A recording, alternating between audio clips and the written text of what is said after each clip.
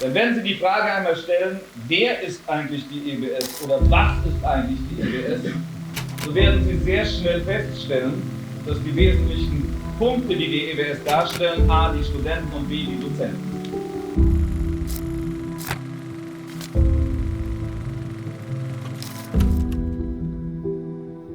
Der EBS-Spirit war durch Herrn Evers geprägt. Das war ohne Zweifel. Also er hat wirklich jeden gleich behandelt. Ewert hat im Grundstudium die Vorlesung selbst noch gehalten, Finanzbuchhaltung. Ich kann mich noch daran erinnern, ein eigentlich fürchterlich trockenes Thema. Aber Ewert hat daraus was gemacht und er hat immer so zitiert einen Buchhalter Franzl, da lagen wir schon halb unterm Tisch, wie lustig das war. Streckenweise, glaube ich, hatten wir mehr Dozenten als Studenten. Als wir dann hierher zogen und da dieses große Schloss war, wow, meine Güte, das gehört alles meinem Papa. All die Zeit hat der Wein uns immer wieder zusammengebracht.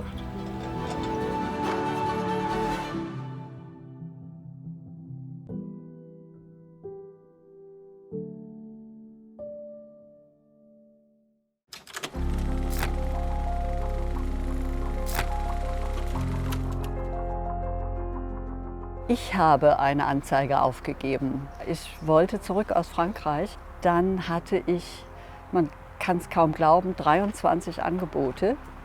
Und dann dachte ich, naja, gehst du da hin, ja. Und dann war erstmal die Geschichte mit dem Taxifahrer, der nicht wusste, wo die EBS ist, ja. Dann hat er mich da in dieser Kaiserleistraße abgesetzt. Und da dachte ich noch, meine Güte, das ist ja wirklich im Niemandsland, ja. In der 6. Etage und das hieß damals, war die Überschrift Europäisches Institut für Unternehmensführung und drunter stand European Business School. Es begann ja mit der Gründung. Herr Ewert hat ja in den 70er Jahren in Offenbach die Hochschule gegründet mit 4 Studenten, die ohne staatliche Anerkennung einer Hochschule studiert haben. Wie er das hingekriegt hat, habe ich keine Ahnung. Aber eine Woche nachdem ich mein Abitur gemacht hatte, zu meiner Verwunderung ein Schreiben bekommen, in dem die IBS für sich und ihren Studiengang warb. Und das war so interessant, dass man sich gesagt hat, ja, BWL kann man an einer normalen Uni studieren. Traditionell, wie das ablaufen würde, wusste man. Und dann hat man sich gesagt, naja, diese Idee, das europalastig zu machen und mit einer gewissen Praxis zu verbinden, erscheint clever, also schaue ich mir das mal an. Als das Studium begann, kamen dann 4 Studenten. Und da habe ich noch gedacht, na, ob das wirklich was werden wird. Aber eigentlich gab es keinen Zweifel. Herr Ewert war so überzeugt und überzeugend, ja, das konnte einfach nur gut gehen. Herr Ewert musste dann auf dem Verwaltungswege schauen, dass er die staatliche Anerkennung rechtlich durchsetzte. Und das ist ihm gelungen. Und seitdem, sagen wir mal, stiegen die Studierendenzahlen, weil jetzt war ja die EBS staatlich anerkannt. Das war dann auch der Übergang von Offenbach zum Schloss Reichertshausen.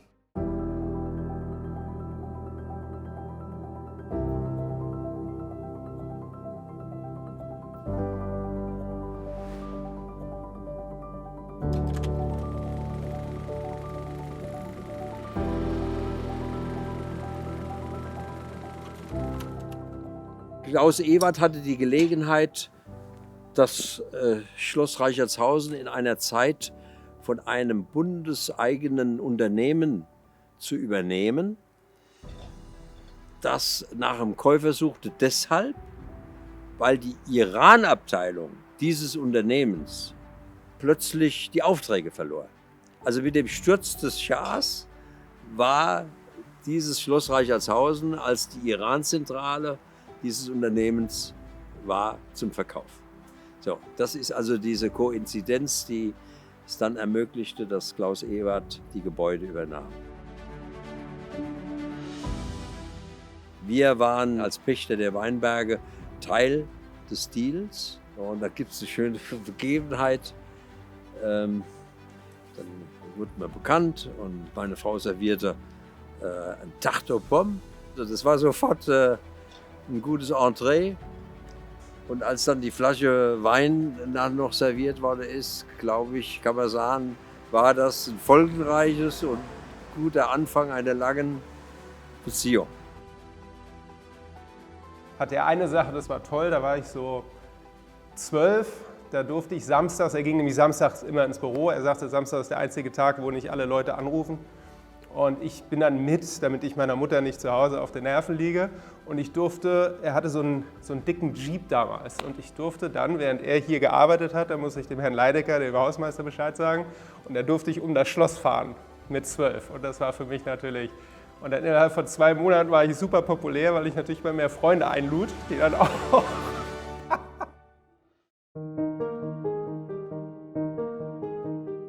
Hatte dann direkt nach dem Vordiplom meinen Vater verloren und durch dieses Familienereignis war ich nicht so konzentriert beim Vordiplom, wie es hätte sein müssen und hatte dann auch sehr große Konsequenzen für mich finanzieller Natur, dass ich eigentlich gesagt habe, das Studium kann ich nicht mehr weiterführen und habe mich dann entschlossen, Herrn Ewert aufzusuchen und zu sagen, es war eine tolle Zeit und das war eigentlich mein Entschluss. Bin dann hingefahren und da habe ich Herrn Ewert ganz anders wahrnehmen dürfen. Das war einfach, es war der Vater, der da zu einem sprach, so quasi. Und das hat mich sehr geprägt, der Augenblick. Also Herr Ewert hatte ja auch ein Faible für schnelle Autos und so kam dieses Gespräch eigentlich in einer sehr, ich sag mal fast ablenkenden Art, kam es erstmal in den Lauf und er fuhr ja gerne, also er hatte immer so ein Nummernschild, kann ich mich noch gut dran erinnern, er hatte immer fliegende Autos. Er fuhr Frankfurt LY, Fly. Also das war immer sein Kennzeichen. Ich sagte dann ganz höflich, das war eine tolle Zeit an der EBS, ich werde mich jetzt verabschieden, weil ich kann es mir nicht mehr leisten. Und dann sagte Herr Ewert, Frank, das kriegen wir hin. Das war dann der Augenblick, wo er mir ein Stipendium anbot und ich parallel als Hiwi, Hilfswilli, an der EBS auch noch kleine Aufgaben übernahm, um dann auch damit meinen Lebensunterhalt so ein klein bisschen bestreiten zu können. Und das war also ein Riesensegen für mich, es war ein großartiger Moment. Da lernte ich auch die EBS von innen kennen, ein mittelständisches Unternehmen mit wirklich vielen guten Geistern. Möchte ich unbedingt erwähnen, Heidrun Söhn, also die Mutter der Nation, haben wir sie als Studenten getauft, so im Hintergrund. Sie sich unserer Sorgen immer annahm. Ich war einen halben Vormittag mit unserem Sohn in Wiesbaden unterwegs. Ergebnis war, er macht weiter die Schule, also ich muss mir keine Gedanken machen, er macht das Abitur, aber ich kam dann hierher. Und dann meinte Herr Ewert, ja, wo waren Sie denn, wenn ich da bin? Das muss doch nicht sein. Ja. Da habe ich ihm nur gesagt, wissen Sie, Herr Ewert, ich weiß so viel von Ihren Kindern und ich weiß, dass Ihre Familie und Ihre Kinder auch an erster Stelle stellen. Das war jetzt mal sehr wichtig, diese Entscheidung zu treffen, wie geht es weiter. Ja, dann haben wir gebrummelt. Wir waren ein bisschen dann auf Abstand an diesem restlichen Tag. Am nächsten Morgen komme ich ins Büro, steht so eine große Tasche mit schönen Grüßen von Frau Ewert. Da sollte ich doch reinpacken, was Ihr Mann so verzapfen würde. Natürlich habe ich mich gefreut und alles war wieder gut.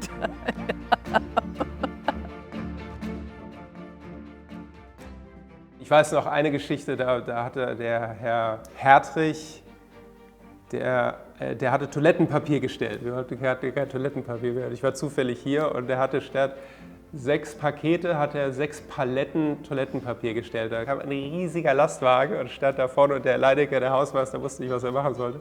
Und dann hatten wir, es war ein furchtbares Toilettenpapier, das weiß ich noch.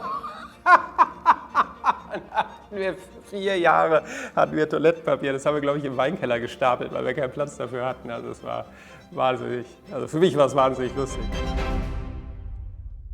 Dieser Geist, also das ist wirklich eine Begegnungsstätte, die man an anderen Hochschulen nicht gefunden hat.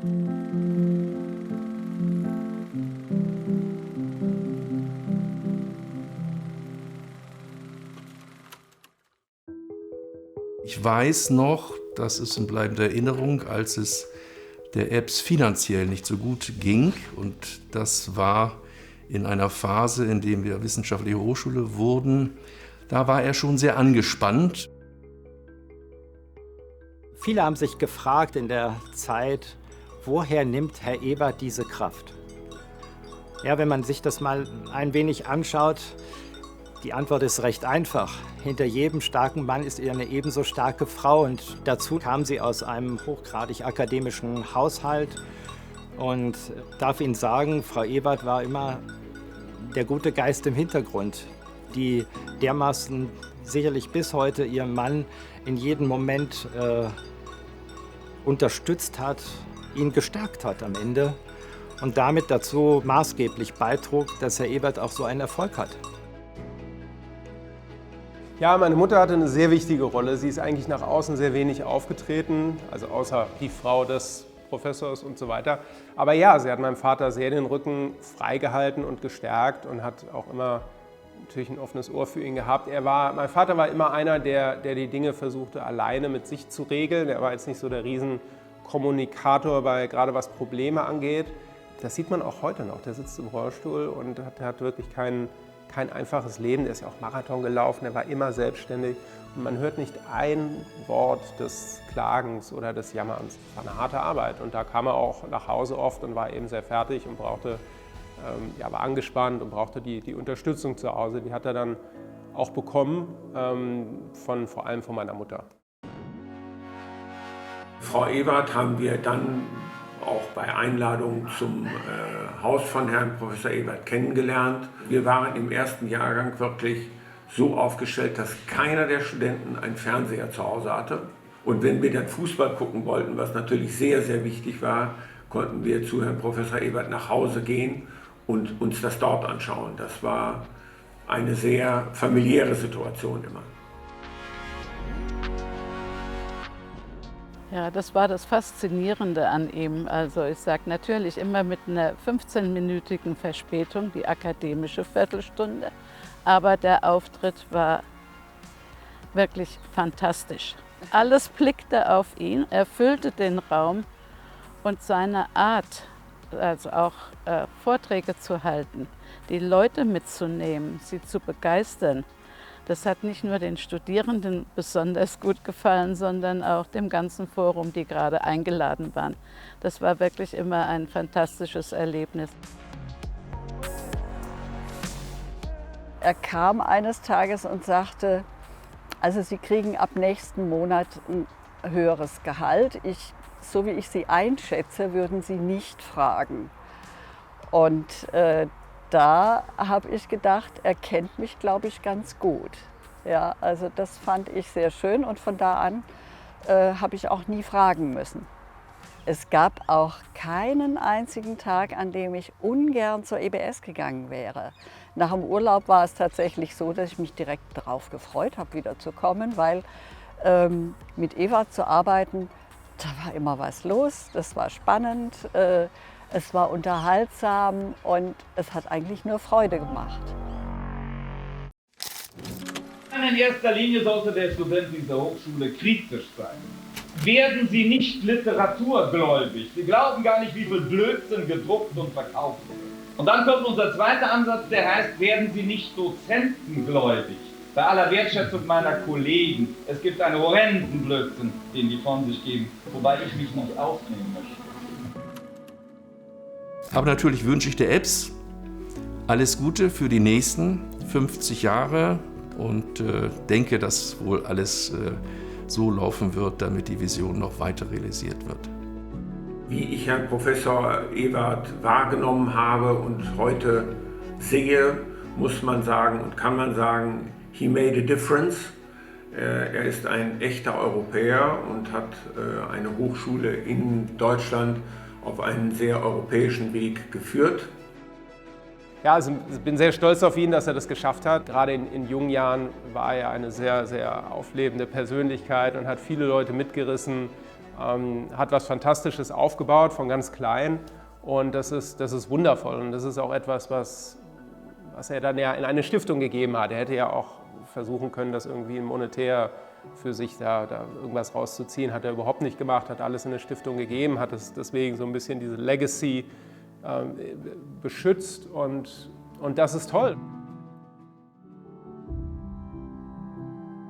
Deshalb möchte ich beiden auch ganz, ganz herzlich danken, dass sie so vielen Studenten das Studium nicht nur ermöglicht haben, sondern damit anschließend auch den Grundstein für eine Karriere auf der einen Seite in sage ich mal, beruflicher Hinsicht, aber auch in persönlicher Hinsicht. Die EBS hat uns alle irgendwo auch persönlich sehr geprägt und das hat viel dazu beigetragen, den Weitwinkel zu haben und nicht so engstirnig durchs Leben zu gehen. Also dafür bin ich zutiefst Dank. Nicht nur verpflichtet, ich sehe es auch nicht als Pflicht, sondern es kommt von tiefem Herzen, das kann ich sagen. Vor allen Dingen Dank für sein Engagement für die Region. Den Esprit zu behalten, den ihn auszeichnete, der Grundoptimismus und die Dynamik, die man bei jedem Gespräch immer wieder spürt. Alles Gute vor allen Dingen. Und dass seine Idee, das mit einer Zähigkeit zu verfolgen, Realität wurde, dazu gratuliere ich ihm und nicht nur ich, wahrscheinlich sehr, sehr viele andere, auch von Herzen.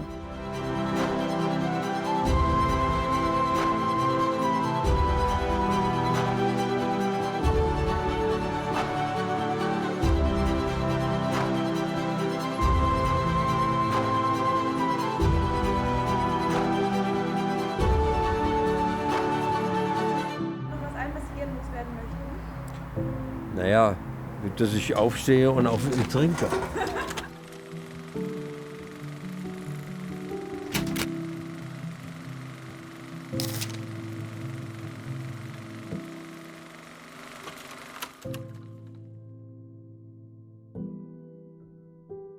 Mein Vater hat den Weinkeller auch so gelassen. Also ich habe gesagt, Papa, nimm den ganzen Wein mit. Und er sagte, nein, das gehört zum Schloss. Da waren noch 10.000 Flaschen drin oder irgendwas. Er sagte, nein, das gehört ein Schloss ohne Weinkeller, oder ein Weinkeller ohne Wein funktioniert nicht. Okay, na gut.